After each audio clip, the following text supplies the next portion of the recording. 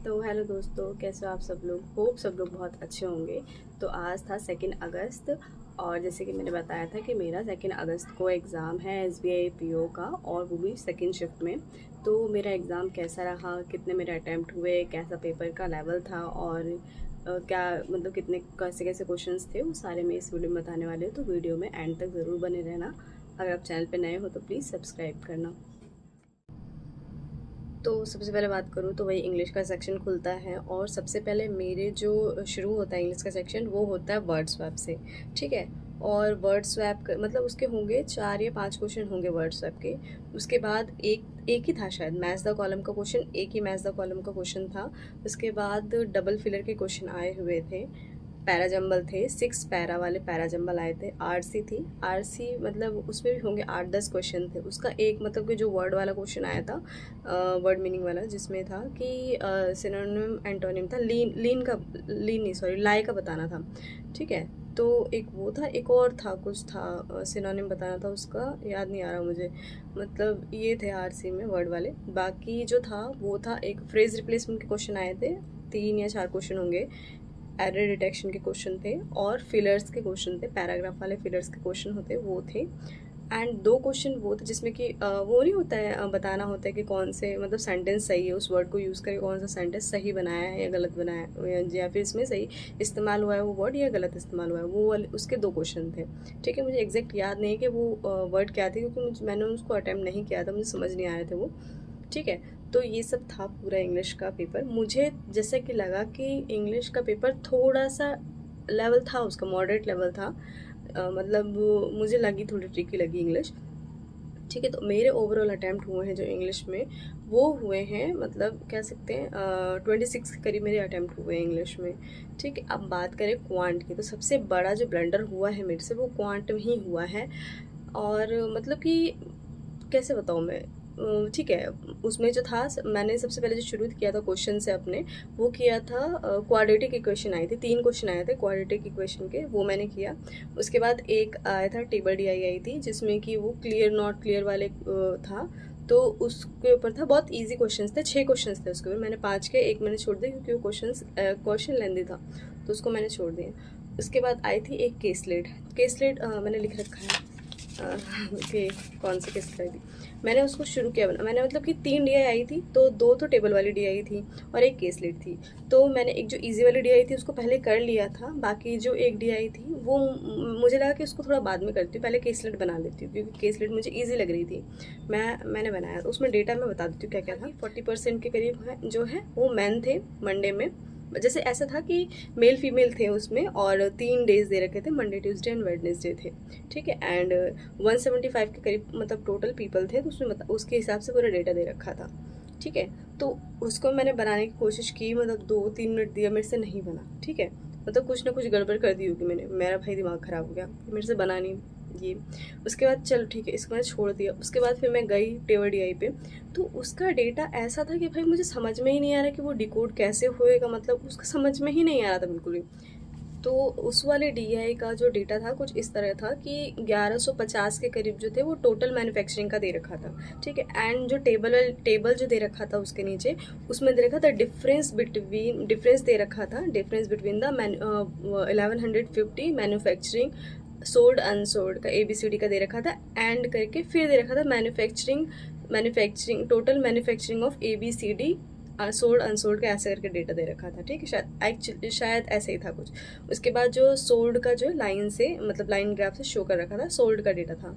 ठीक है भाई, उसको मैं बनाने की कोशिश कर रही हूँ, मेरे से बन ही नहीं रहा, मतलब उसमें समझ नहीं आ रहा कि वो डेटा क्या था, वो आधा अधूरा डेटा था या फिर मुझे समझ नहीं आया क्या था क्या नहीं था, मुझसे नहीं बना भाई। अब जो मेरे से 2 अब DI नहीं बनी, एक तो केसलेट भी नहीं बना और एक जो है टेबल वाला भी नहीं बना। अब मेरा दिमाग ख़राब हो गया। अब मैं सोच रही हूँ मैं करूँ तो करूँ क्या, क्योंकि 8-10 मिनट में मैंने वेस्ट कर ही दिया था, मतलब मान लो ये मैंने मतलब उसको कई तरह से मैंने ट्राई किया बनाने का, मेरे से नहीं बना वो। ठीक है। तो मतलब ये समझ लो कि 8-10 मिनट मैंने ऐसे गवा दिए। अब मेरे पास जो बचे 4-5 मिनट, उसमें मेरा ये था कि अब मैं क्वेश्चन अटैम्प्ट करूँ, कौन सा अटैम्प्ट करूँ। जो भी अब क्वेश्चन उठा रही थी ना मैं, ऐसा लग रहा था मुझे कुछ आता ही नहीं है, मतलब बिल्कुल ब्लैंक हो गया था। इतने इजी क्वेश्चन थे, मतलब सिंपल इंटरेस्ट और कंपाउंड इंटरेस्ट का इतना सिंपल क्वेश्चन था, मेरे से वो तक नहीं बना है। और मतलब कि ये वही बता रही हूँ मैं कि पता नहीं कैसा वो भाई हो गया, मेरे से ब्लंडर हो ही गया। तो उसमें मैं क्वांट में कहूँ तो मेरे अटैम्प्ट हुए हैं 10 के करीब, 10 के 11 अटैम्प्ट हुए हैं, बस इतना बता सकती हूँ। 10 के 11 ही अटैम्प्ट कर पाई हूँ मैं भाई क्वांट में।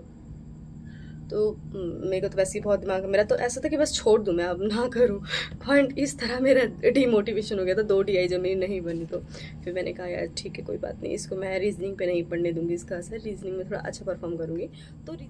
तो बाकी ये रहा रीजनिंग का, तो रीजनिंग का लेवल थोड़ा ठीक था, मुझे लगा आसान था।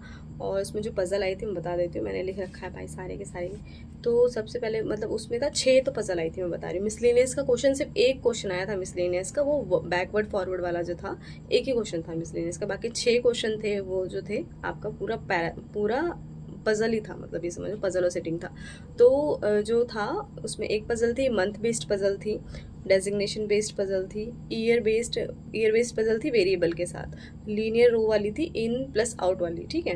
एंड बॉक्स बेस्ड पज़ल थी वेरिएबल के साथ, और जो मैंने बताया बैकवर्ड फॉरवर्ड वाला वो एक वर्ड का एक मिसलेनियस का क्वेश्चन था। और एक और जो हाइट वगैरह वाला क्वेश्चन नहीं होता है आता है, तो उसका क्वेश्चन था, बट मुझे एग्जैक्ट याद नहीं है कि उसका मतलब क्या था, मतलब कि शायद 3-4 क्वेश्चन थे उसके भी, पर मैंने उसको देखा नहीं तो मुझे याद नहीं कि वो किसके ऊपर बेस्ड था। तो ये सब था। तो मैंने जब से पहले किया था वो मैं मंथ बेस्ड पज़ल किया था, मुझे आसान लगा तो मैंने उसको कर लिया, बन भी गया था मेरा। और फिर मैंने डेजिग्नेशन बेस्ड पज़ल किया था, एंड लीनियर रो वाला भी किया था, बड़ा आसानी से बन गया था लीनियर रो वाला भी। फिर मैंने ट्राई किया था कि मैं ईयर बेस्ड वाला पज़ल बनाऊँ, और मेरा ऑलमोस्ट बन ही गया था। तब तक भाई टाइम ख़त्म हो गया और मेरे अटैम्प्ट नहीं हो पाए। तो और सबसे पहले मैंने बॉक्स वाला उठाया था पज़ल बनाने के लिए, बॉक्स प्लस वेरिएबल वाला, पर मुझे लगा कि उसमें मैं फंस सकती हूँ, तो इसलिए मैंने उसको छोड़ दिया। फिर मैंने ईयर बेस्ड वाला पज़ल उठाया उसको करने के लिए। अब मुझे लगता है कि अगर वो बॉक्स वाले में थोड़ा जो समय दिया था वो ना दिया होता और ईयर बेस्ड वाला बना लिया होता ना पज़ल, क्योंकि 6 ही पर्सन थे ईयर बेस्ड वाले में, और मतलब डेटा ईजी था, मतलब कनेक्टेड थे सारे के सारे पॉइंट, तो बन जाता आराम से वो यार। और मतलब हो जाते 5 क्वेश्चन और, बट बुद्धि भ्रष्ट हो जाती है यार पेपर में बैठते ही, ऐसा लगता है।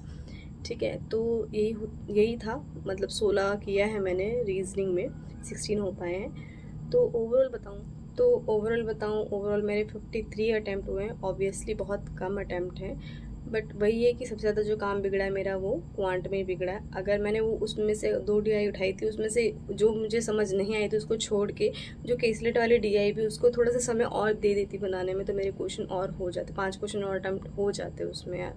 बट यार होता है ना कि जब दिन अच्छा नहीं होता तो फिर कुछ समझ में नहीं आता, तो ऐसा ही था मेरा भी। बाकी इंग्लिश का तो यही कहूँगी कि भाई जो अगर रीडिंग करता है, डेली बेसिस पे रीडिंग कर रहा है ना, बुक रीडिंग कर रहा है, एडिटोरियल वगैरह रीड कर रहा है, तो उसके लिए तो मतलब ठीक था, क्योंकि बहुत ज़्यादा डिफ़िकल्ट वर्ड नहीं थे वोकेबलरी वाले जो हम पढ़ते हैं, डिफ़िकल्ट वर्ड उसमें तो था ही नहीं कुछ भी। बहुत इजी इजी वर्ड थे, बट उसी इजी वर्ड में भी ट्रिकी वाले थे जो भी हैं, बता कह सकते हैं। बाकी रीजनिंग तो मुझे सही लगा। ठीक है, तो यही रहा मेरा ओवरऑल पेपर। आप लोगों का कितना अटैम्प्ट हुआ और आप लोगों का कैसा पेपर रहा, आप लोग भी ज़रूर बताना कमेंट में। एंड वीडियो पे चैनल पे नए हो तो प्लीज़ सब्सक्राइब करना, एंड वीडियो अच्छी लगी हो तो लाइक करना। Bye bye.